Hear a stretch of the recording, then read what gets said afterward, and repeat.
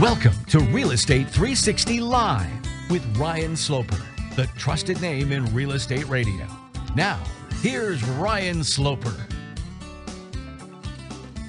Welcome back, everyone, to another episode of Real Estate 360 Live. I'm your host, Ryan Sloper. For those of you not familiar with the podcast, my guest and I will cover all angles of real estate, from interest rates to the economy to what's happening in Washington. Actually, it won't just be covered what's happening in Washington, but also overseas. We talk a lot about what the global implications. We have a sense of a global economy at this point. Everything is kind of, intermixed, intertwined, and all, is relevant to what we're talking about here in the United States. As a matter of fact, last week we had the ECB came out and had the decision that they're going to start their stimulus, also known as quantitative easing, or for those of you not familiar with those terms, money printing. Yes, the ECB is going to be buying about 60 billion euro a month of European Union debt. Sounds very familiar because that's exactly what we did here. They're taking the same approach there. They don't really have an option but to do that. We've talked about this over and over and over again. If you haven't already tuned into the podcast or subscribed on iTunes, make sure you do that. You go to iTunes, subscribe at Real Estate 360 in the search bar. Subscribe, download, share, leave reviews. And also, if you don't have iTunes or access to iTunes, you can go to realestate360live.com. On there, you can stream the show live. And also on the right-hand side, there's an Ask a Question button. If you have any questions or for future topics, anything you'd like us to cover, that's a good place to start there. Joining me on our panel, as he does each and every week, is Louis Camerosano. Louis is a former school teacher, a former attorney, and a former general manager of a major real estate portal. He's often cited in the media as a real estate industry expert, been cited in the Wall Street Journal, Forbes, Fox Business, U.S. News, MSN, CNN, and numerous others. Louis, how you doing today? Doing grand, Ryan. How are you? I'm doing well. Excellent. So, where we left things off last episode, we were talking much about, the Federal Reserve and how we're going down. And week after week, we find ourselves laughing about what's taking place here. And it's just, the big question is, when is it all going to collapse? Well, after we got done with our show later that week, the president had his State of the Union address. And also we had the European Union came out and said now that they're going to start their own stimulus program, $60 billion a month, as I mentioned in the intro of the show there. I want to kind of touch, and I want to get your take on this. So there's, a lot of people that listen to my podcast. I actually direct a lot of my clients back to my podcast so they can get a glimpse of, what my take on the overall economy is. And a lot of them end up saying that I'm a pessimist, or they feel that I'm a pessimist. I feel like I'm a pessimist by being a realist. Does that make sense, Louis? Like, I'm looking at the economy from a lens of what I believe is the reality. The reality is that this train is going to wreck at some point. Now, everybody could continue to argue against me and say, yes, but look at the stock market. We have low interest rate environment. We have the stock market at all-time highs. Everything, we have gas prices that are coming down. But what most people don't understand is the underlying reasons why these things are taking place. And that's what you and I discuss on the show every week. The president comes out last week with his State of the Union address and really wants to hammer home the point of middle-class economics, okay? I about wanted to vomit when he started talking about this stuff, Louis.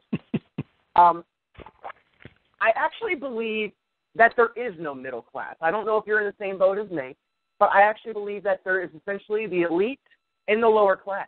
Because the middle class, you would assume that when somebody gets their paycheck at the end of that paycheck, after they pay out all their expenses and stuff, they would have something left over. That's what, pretty much the old middle class was. They would have leftover money, disposable income that they could go out and buy additional things that, the lower class couldn't afford. But who really is the president and everybody else catering to for votes? They're catering to the lower class. They're catering to the people that are so in need of this entitlement culture. They need the health care. They need 2 years of free college now. They need anything and everything, whether it be food stamps. Now, I'm not going to sit here and say there's not people out there that do need some of these programs. Sure there are, but I believe those are kind of the outliers or exceptions to the rule. It's not the norm. And where we're at today, I keep hearing this mantra of even the middle class doesn't want to get off the sideline to buy a home because, you know what, they just don't feel good about things. I don't understand why you wouldn't feel good about things if the economy is improving as the media suggests.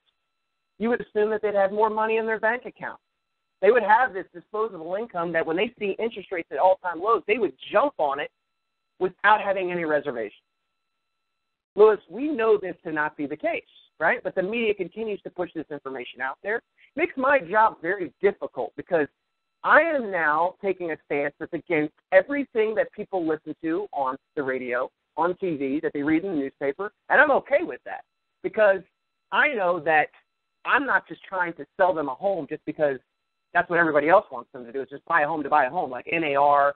We have the National Association of Realtors and all the other lobbyists that just want to push home ownership, that you just must do this just because we want sales to be higher. That's not a good reason to buy a house. It's not a sound foundation in which to make a decision. And I think that if you always start with just, and we talked about this probably a year or so ago, Louis, when I talk about somebody's individual situation, and it's different from everybody else's. If you have extra money in your bank account saved up, if you have a stable job, if you feel like you have job security, if you feel like you can protect yourself from future inflation and control your housing costs, these are all sound reasons to buy another home. But that's not what's promoted in the market today. And unfortunately, the middle class has disappeared in my estimation. I just want to kind of get your take on it, Louis, because just from, hearing so many people talk about it, and me taking this hardline stance that the middle class is basically non-existent at this point, I just want to get your take on that and where we're headed, especially with the ECB coming out with their stimulus of $60 billion a month. This is kind of what we predicted. I want to get your take there, and just some overall commentary. Well, Ryan, I wouldn't feel bad because there were plenty of people in 1929 in September who only saw the current situation. They didn't realize why things were great, why there was a boom, why we had flappers and party time in the United States, and they couldn't even foresee a Great Depression ahead. Same thing with the end of the dot-com bubble. People thought that the Internet was changing the world, and therefore any Internet stock with the name .com after it was going to be worth billions and billions of dollars, and we were all going to get rich. And you see how quickly those things fade away. But while you're in it, in the bubble, or in the rise at the top of the wave, you feel invincible. And that's how people think, that they don't know how they got there. They don't know what the foundation is underneath the tower they're standing on. They just realize they're on top of the world, or so they think. So no one wants to hear it, and that's always the case, Ryan, because people only want to hear good news. And there's a small number of people, a substantial minority of people, who love to hear bad news.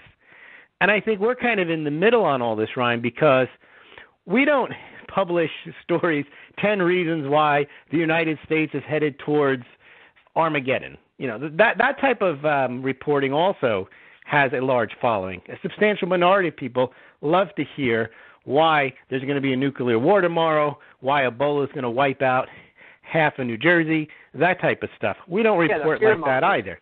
Right. Yeah, fear-mongering, and then also the Dr. Pangloss, Reuters headlines, everything is wonderful. Even when you get bad news, it's just a blip. It's pointing towards, the trend is still towards recovery.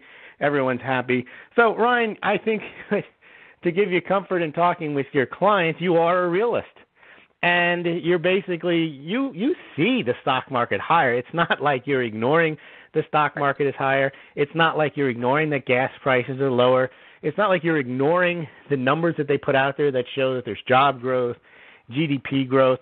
But what you're saying is, and what I'm saying, is the United States right now is riding this massive swell wave away from the storm.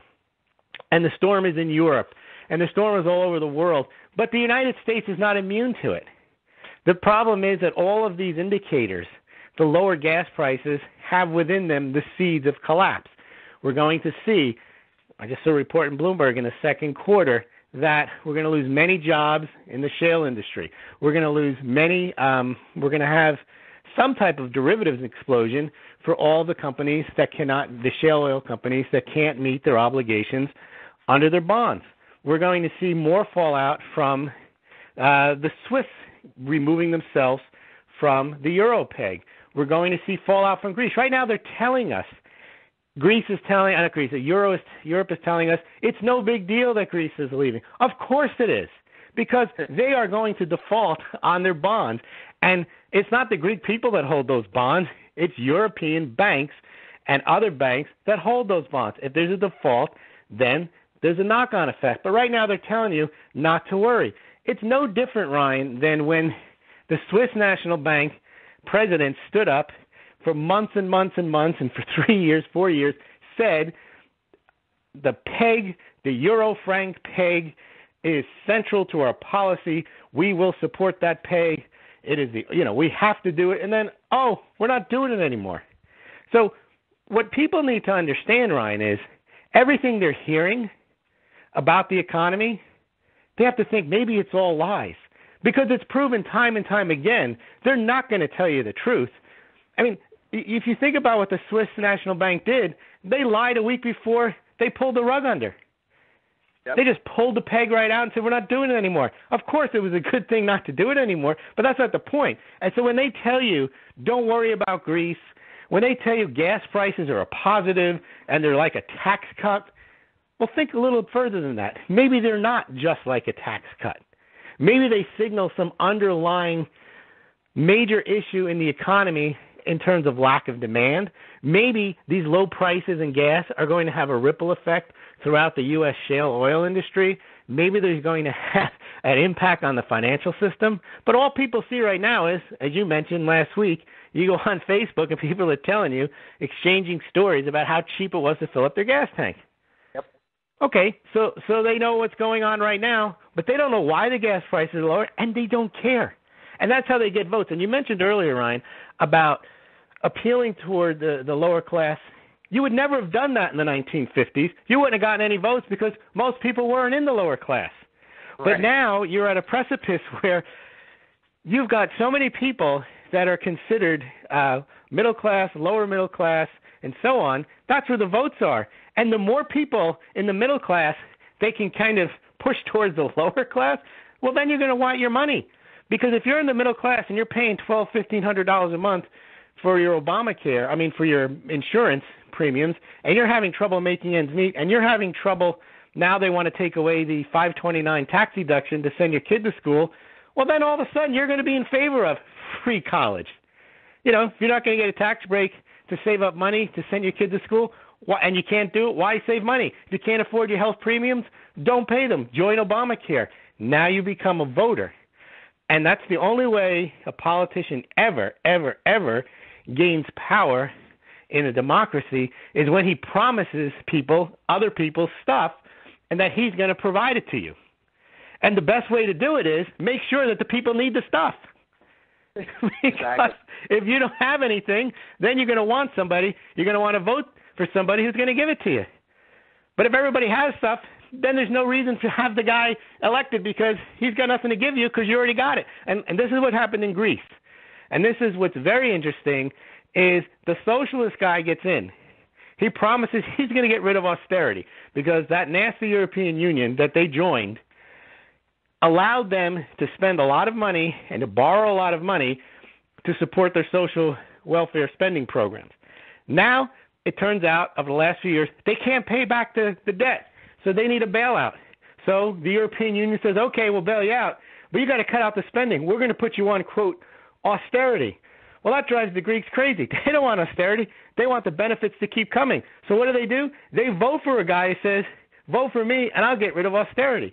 Wonderful. He can go in there now, Ryan. What's he going to do? He can default on the Greek debt. Fine. We've already talked about how that's going to cause a problem throughout the financial system. But what about in Greece? Okay, sure, now they have a clean slate. They don't have any debt. Where are they going to get the money? Who's going to lend Greece money if they are a defaulting nation? Where are they going to get the money to support the programs that he's promised them? Yep. And that's what people don't understand. All they know is, yes, austerity is bad, so we got to get rid of it. They don't know what they're going to replace it with. So, Ryan, all I can say to you is that people only see the current situation. They don't know how they got there, and they don't know where it's headed. They're content with the status quo. Yeah, and it's highlighted. Within that back to the State of the Union address that the president gave. He gave an example at the beginning of his speech, and I'm going to read this as a transcript that they had posted online. This marks history, Louis. They actually released a transcript of this speech to the public. Normally they just give it to the reporters. This is the first time ever it was released to the general public before it was actually given on TV. Okay? Do you think that was strategic? Of course it was. And you actually read through this transcript, and he brings in the very beginning. So tonight, I want to focus less on a checklist of proposals and focus more on the values at stake and the choices before us that begins with our economy. Well, you're right, it does, but it's terrible.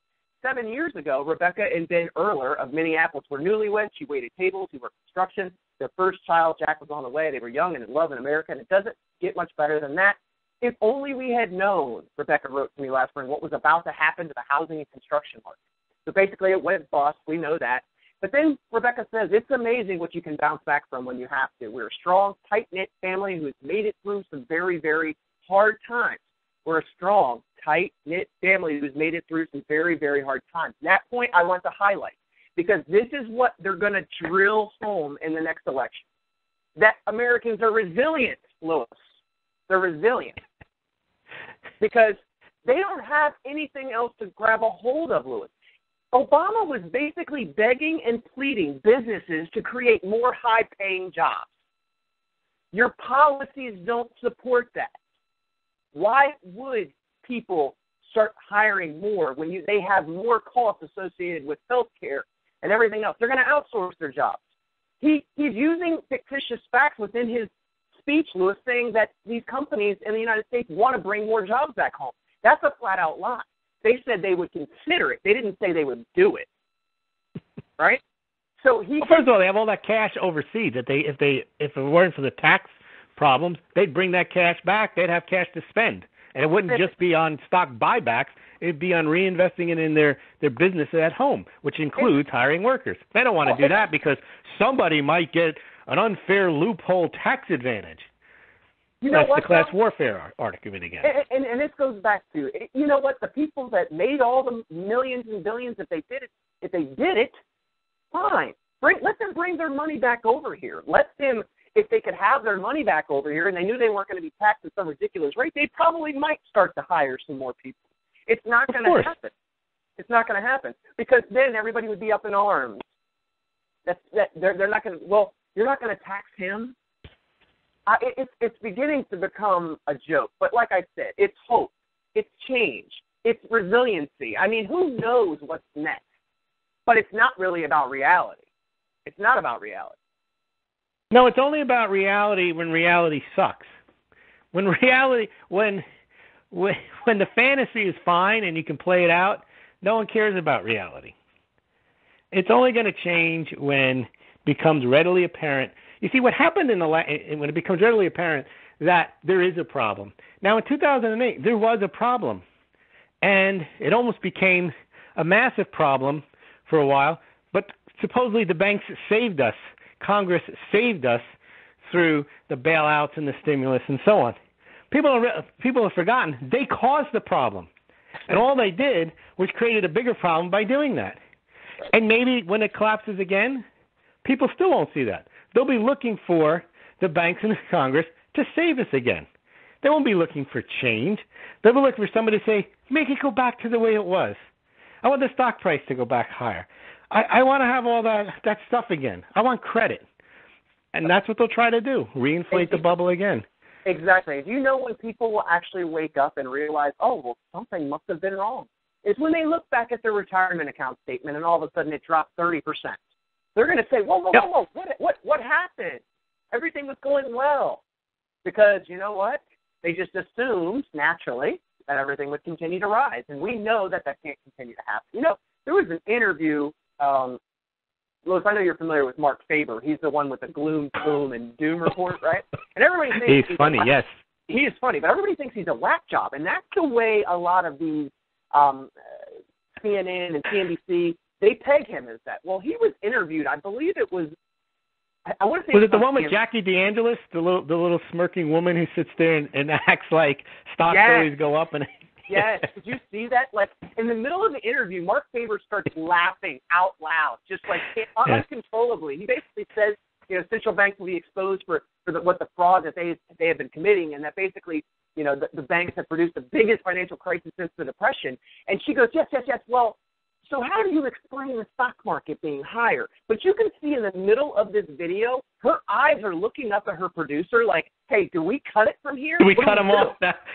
Well, did you catch what he said about CNBC? He goes, look, Jackie, I understand CNBC has vested interest with the banks because he basically told them, you're not a credible source anyway because you're on the central banking side.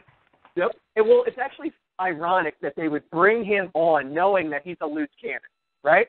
Well, what they do is they bring on people like him, Bill Fleckenstein, they bring on Peter Schiff, and then they ambush them.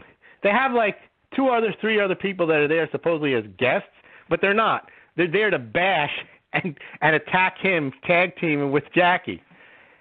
So one time, I think Bill Fleckenstein was on, and she's like, when are you ever going to understand economics and admit that you were wrong and that all this gold talk is nonsense because the stock market is going up?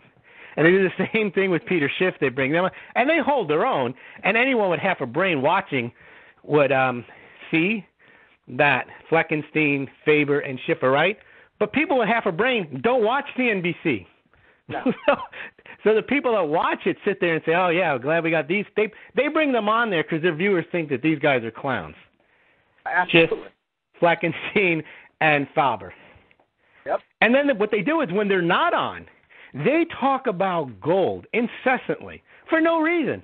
Gold is, if you think about it, is less than 1% of the investable assets. And they talk about it 10% of the time. Just, if gold happens to go up and they don't want it to go up, they're on there talking about why the charts and why this, and Goldman Sachs says it's going down. They'll be all over it. They'll just have a special on. They'll bring 3 people on to talk about gold. All of them will tell you why, different reasons why it's going down and why no one should ever own it. Because stocks always provide a better value. Absolutely. And what's interesting is they could do away with those TV stations altogether because as of right now, there's only one reason why everything continues to go up. There's only one reason. And if you pull that out, the stock market crashes tomorrow. And everybody knows. The stock market's the only thing holding up the supposed recovery anyway. Well, yeah, because guess what? It's giving everybody the feeling, the sense that everything is okay, but it's really not. It's just because they continue to prop things up because they know how bad the underlying economy actually is. We have companies that we talked about this the other show, that are really not actually producing anything, but their stock price is through the roof. They're not making any money, but they're somehow valued at some astronomical value. Yeah. Right? And that's where we're at. And that's gone on for a while. It's on the basis that one day they're going to. Well, one day's come and passed already. Well, you can't be in business 10, 12 years and not make money and then say, well, the potential's there. Yep. Well, you and I had talked just before the show, and we were talking about our weekends, right, and how our weekends kind of run together. I'm working on the weekends, so I really don't ever feel like I have a weekend, and it's like when I go out of town. I think that it's just like, this feeling that when the president starts talking about people and struggling and stuff like that, the biggest component is that you have to get out of your own way. You have to turn off your TV. You have to stop listening to the radio, or you have to start to question what you're reading, question what you're watching, and don't actually take it as if it's the truth, because it most of the time, 99% is not.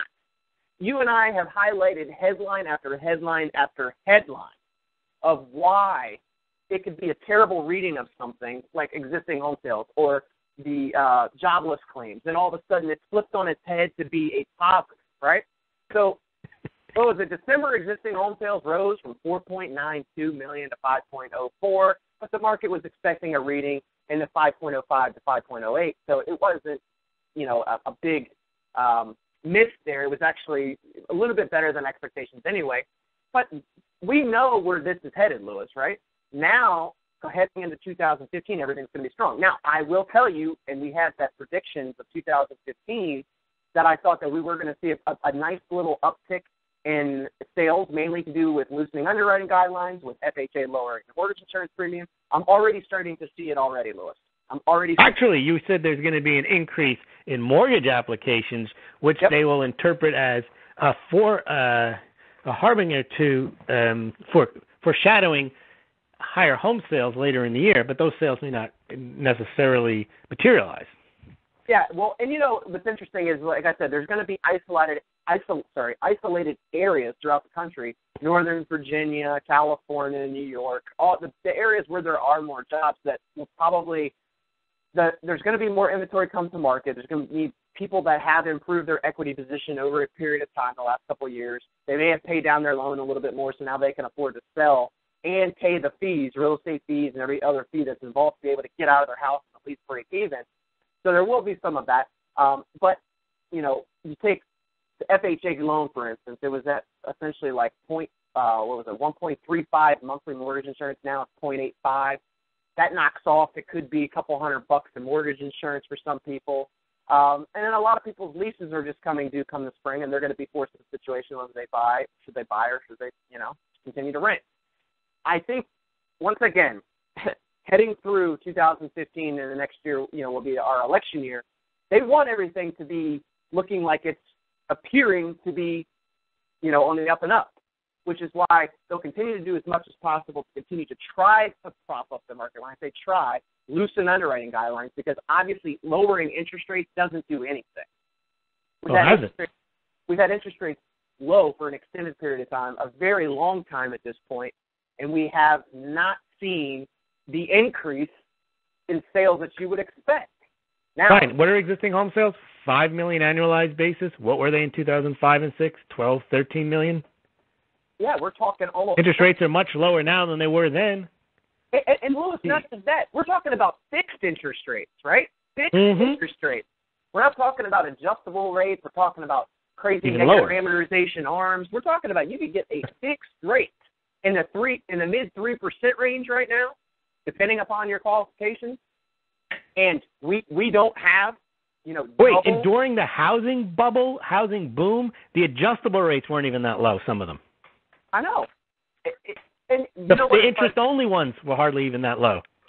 Well, this kind of highlights the point, too, though. Like, they weren't there, but you know what the sentiment was at the time was that all you had to do was walk down to the local mortgage office. It didn't matter whether you worked for 7-Eleven or you work for a big corporation. You just tell them what you made, and if you have a credit score, you have a pulse, you'll get a loan, right? Yep. So back to my point now. So if they really want to drive home ownership, what do they have to go back to doing? Not really giving a crap as who's taking out the loan. Right. It's not how much the interest is, because most of them are going to pay it eventually anyway. It's whether they can get the loan. Absolutely. What they're doing, Ryan, you predicted this, they're just setting up for more defaults later on. They'll set up for more defaults. You can get people into houses. You can give people homes, as you say, that don't deserve to be in homes. And then you can say, hey, look, I did my job. We did our job. Government is successful. We're getting people into homes. Yeah. And then 2 or 3 years later, you're unsuccessful because people are losing their homes. Well, then they turn to government to save them.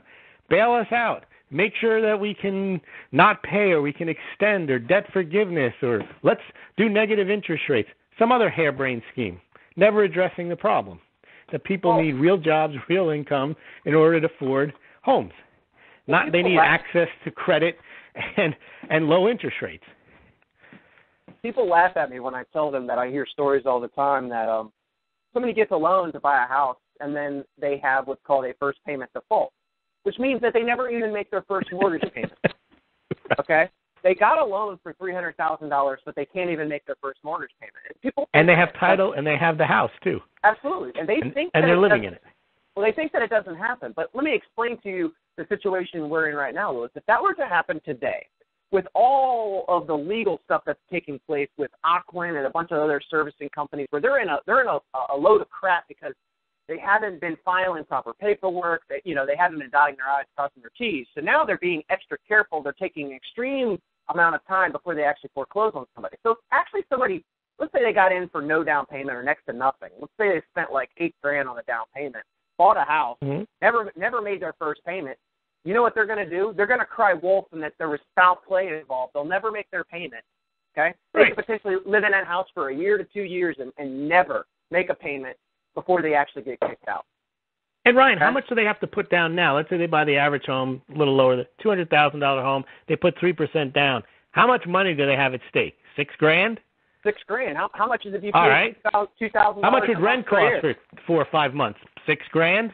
Yep. All right. But instead, you get to live in the house until they kick you out. You never pay again. You put the $6,000 down, and then that's your living expense until they throw you out 2 or 3 years later. Yep. And people laugh because they oh, no one's going to do that. Yeah, no one's going to do that. Yeah, you wouldn't do that, but there's plenty of other people that would do it. Of course, like if you had any sort of like moral. And guess who's paying for it? The people who are saying no one would do that, and the people that are in favor of these programs end up paying for it because it's taxpayer money. Well, you know what I'm thinking? Loan is guaranteed. Well, Obama will take care of me. He totally take care of me.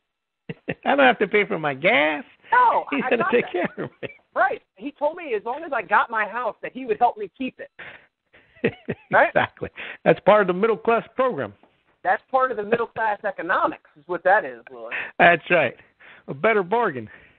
I mean, and this is the state of where the economy is, guys. Now, I'm not saying that this happens on an everyday basis, but for people to think that it doesn't happen, much of everything else that's pumped out there in the media, that everything is just, rosy, it's not, guys.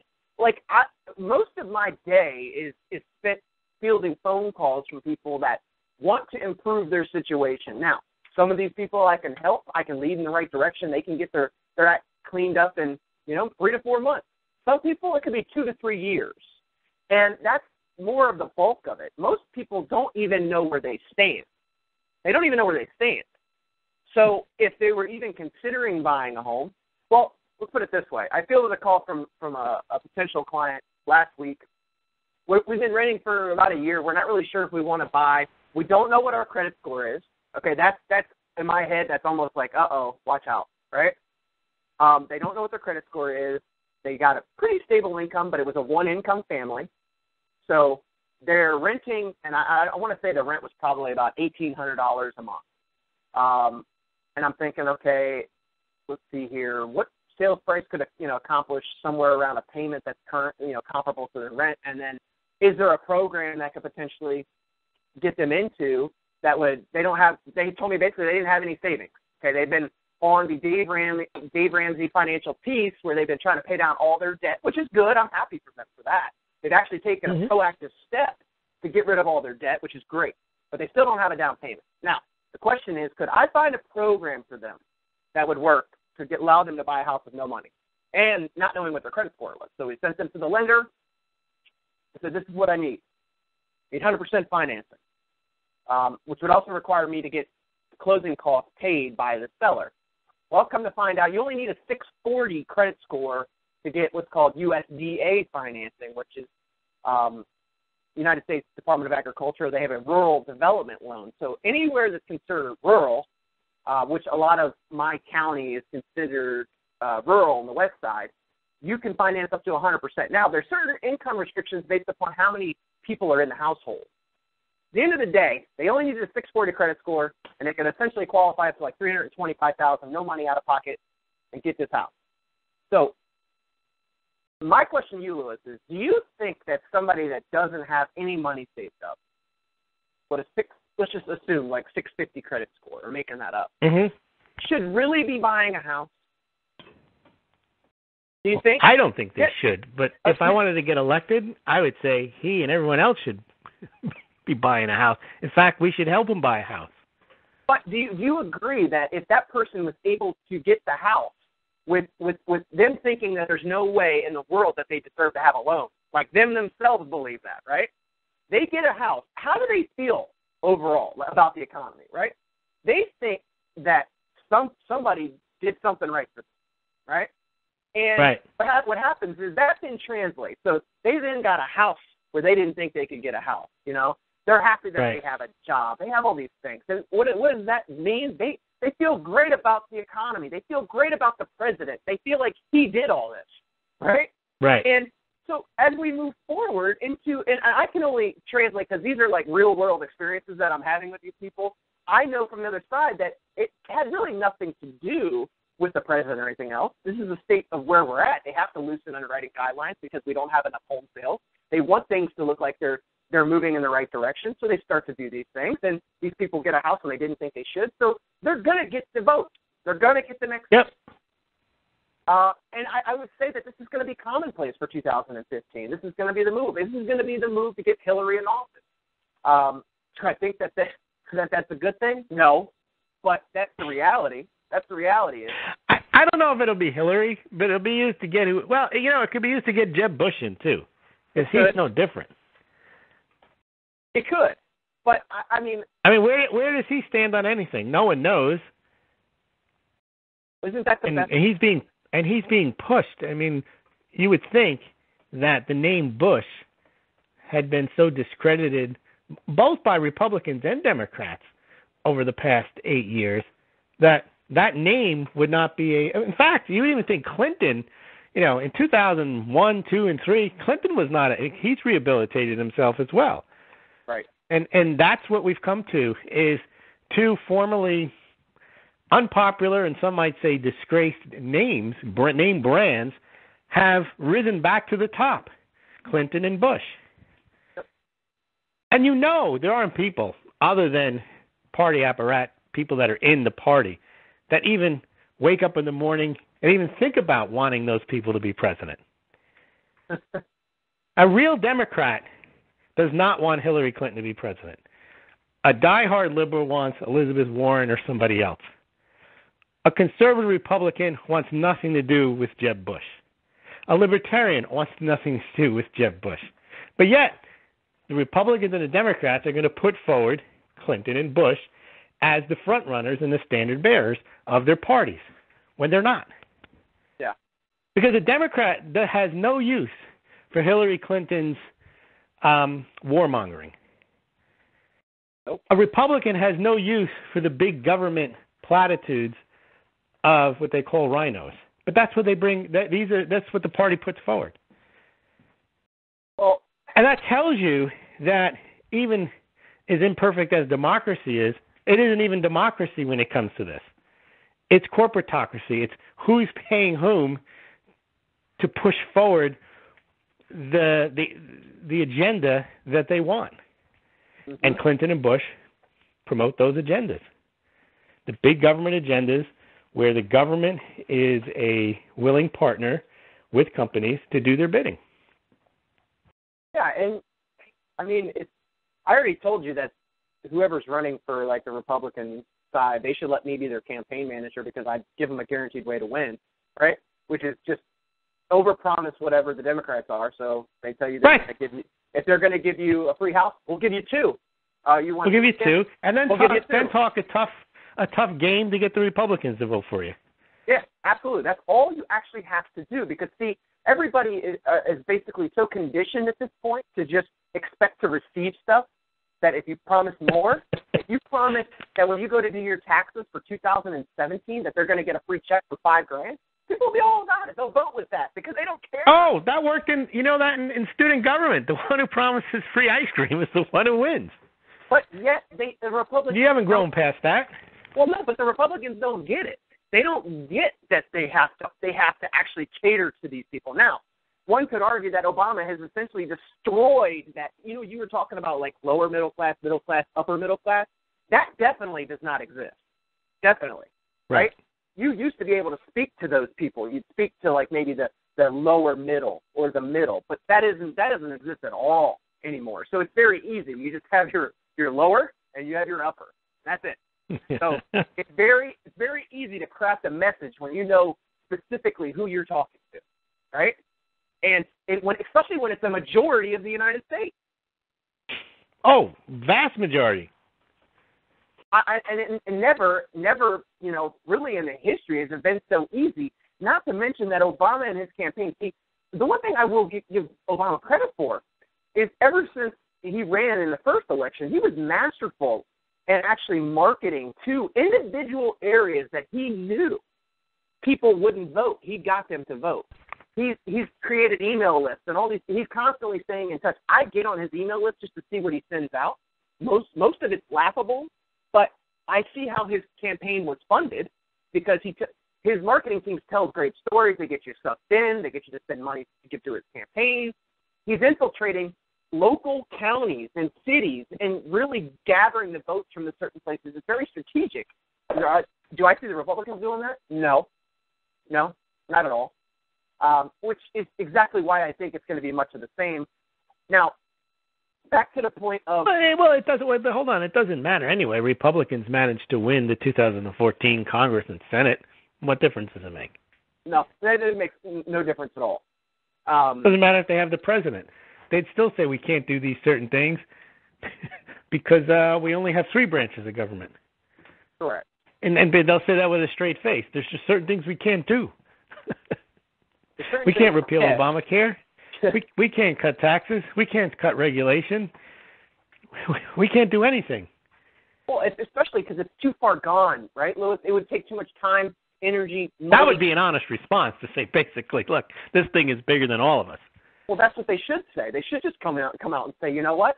Unfortunately, we got duped, we got screwed on this one, but we're going to have to move on. We can't spend too much time, effort, money on this issue because we can't.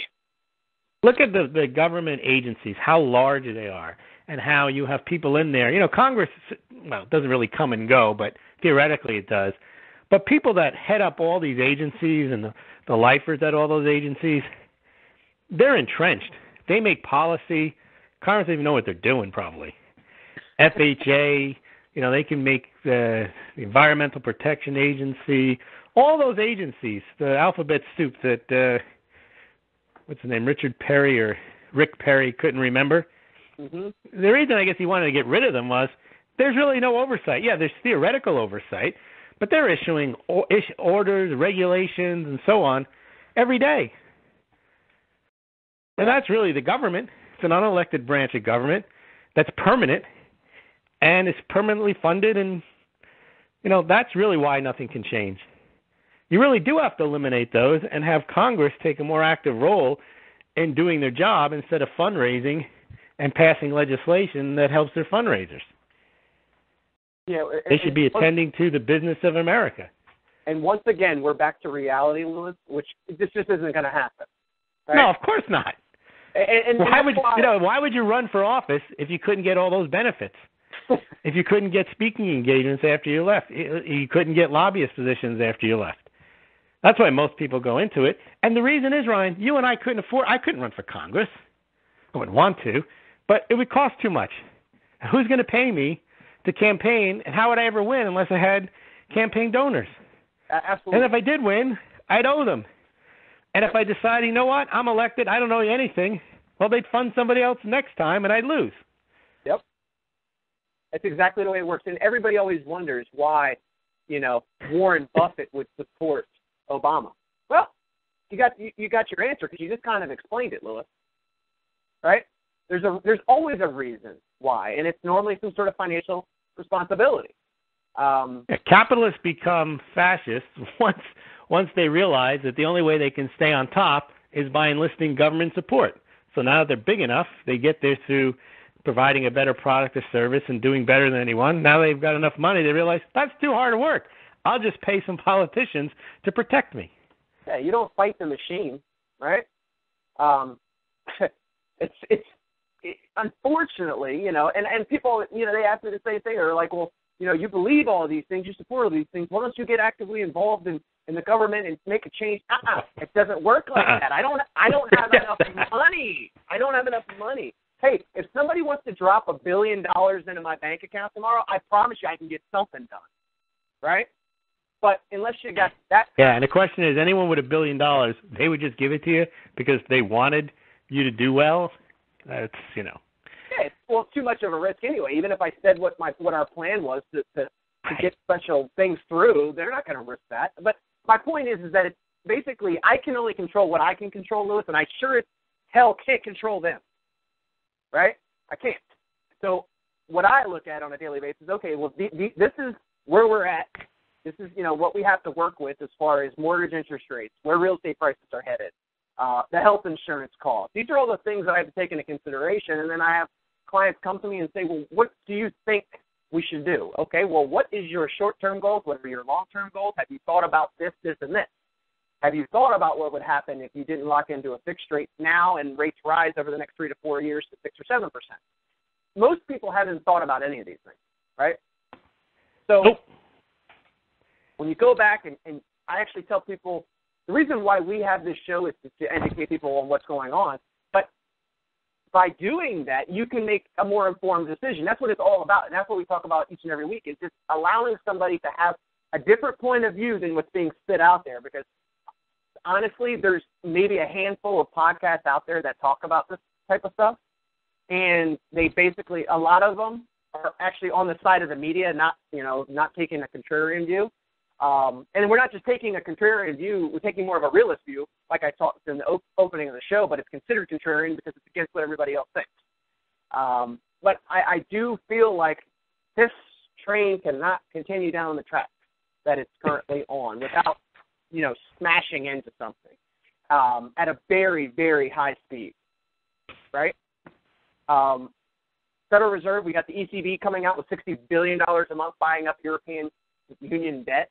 This is the same plan that we basically did here with the Federal Reserve. Same exact plan.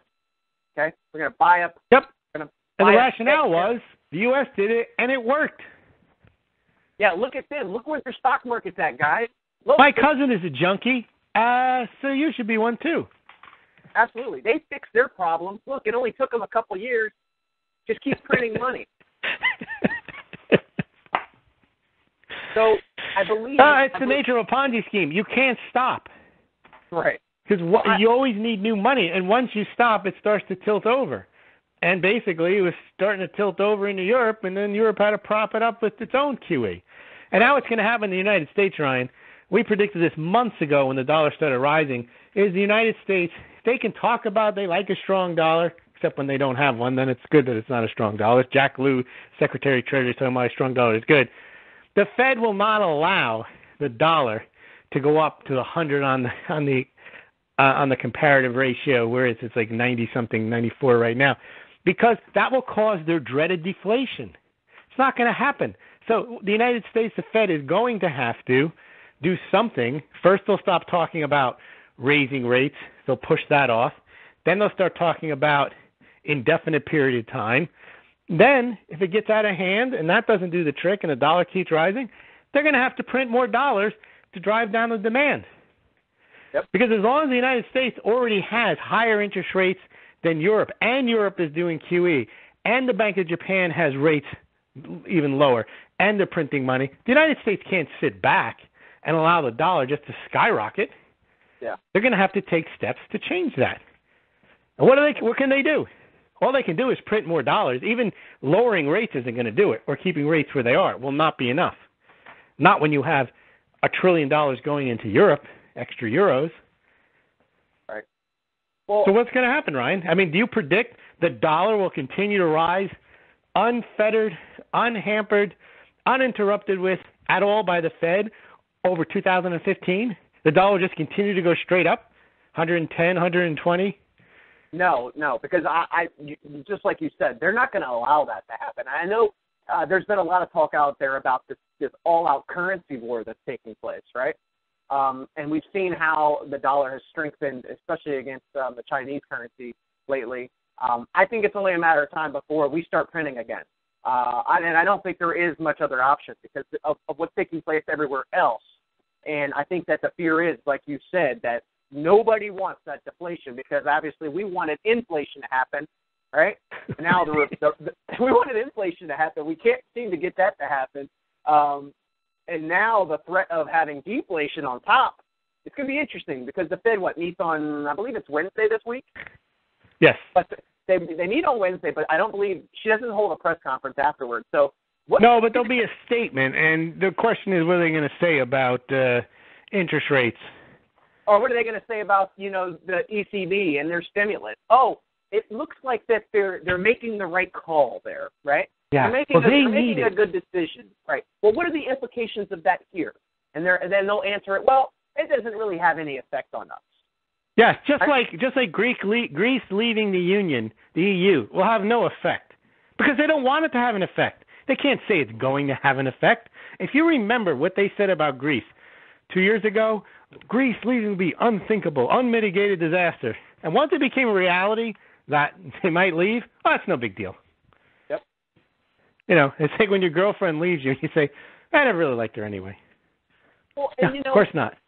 Because you can't do anything about it now. What's funny is they're going to continue to talk about interest rates, right? And, like, they're going to continue to try to peg them on the interest rate thing, which is really irrelevant at this point because, as you mentioned, they can't touch interest rates. They can't. Because how are they going to pay back the debt? Then they have to print even more money, right? By the way, if they did raise interest rates, the market would react and push them even higher. Yep. That's the real danger because they would be signaling, wow, the Fed is really serious. They're going to raise rates. They don't care. It would be just like what happened to oil.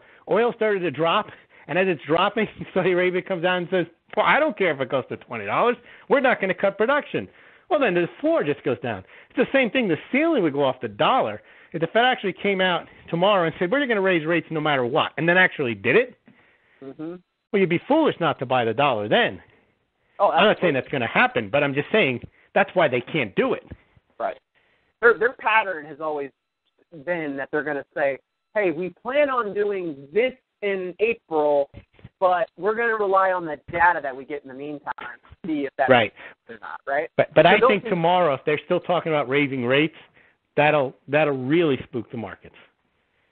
Like they don't care one way or another. Like somehow they need to raise rates. Why? I mean, they should raise. That's not the point. The point is, from their perspective, why would they even think that they need to raise rates?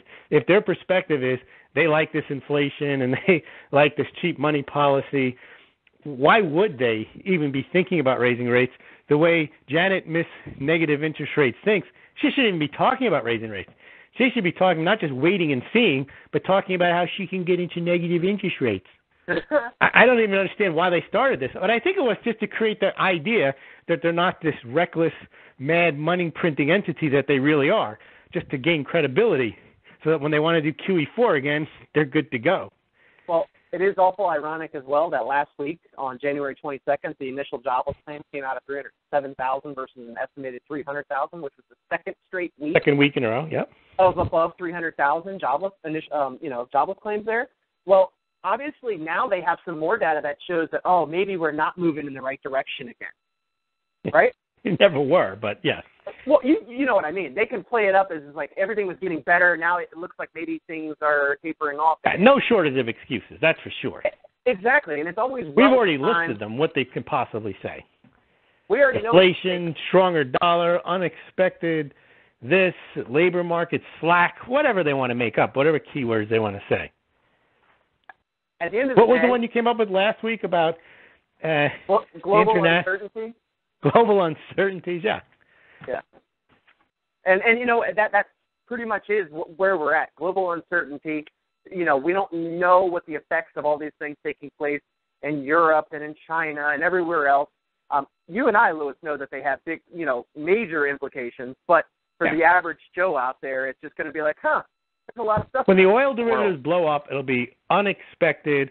When the Swiss franc peg removal causes further reverberations, unexpected. When Greece default, unexpected.